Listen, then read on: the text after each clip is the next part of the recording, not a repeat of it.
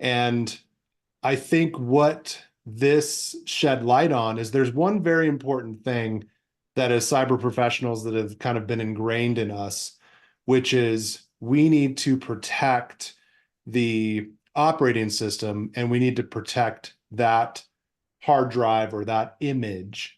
So what do? We encrypt it.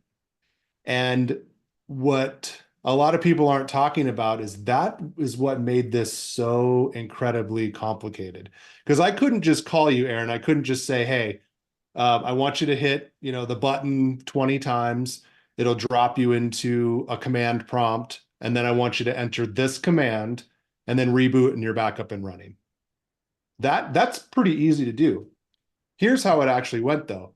Hey, Aaron, I have to find your BitLocker key because BitLocker is encrypting and protecting this hard drive, and you can't even get to the command that is required to delete the file because it's protected in the operating system. So here's what happens. I go, and thankfully, our IT department's pretty awesome. And we had all of our keys logged with the device. And I just called Chris, our IT guy, and I said, hey, do you happen to have my encryption key? Yeah, here you go. Boom. He emails it to me. Granted, I was on my phone because my laptop was blue screened, but I was able to take the key, type it in, run the command. I was back up and running in about 5 minutes. Unfortunately, a large group of companies have their device. It's blue screening. They called IT. What do? IT realizes they don't have the key. They don't have the encryption key anymore. They don't know what happened to it. Was it lost? Was it ever recorded in the first place? Did they use the right kind of image? That is unknown. And the sad thing is there's probably 5 different things to try. CrowdStrike's got a bunch of stuff right now as far as tools that you can run.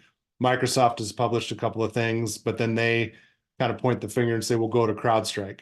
I've actually talked to a couple of different companies.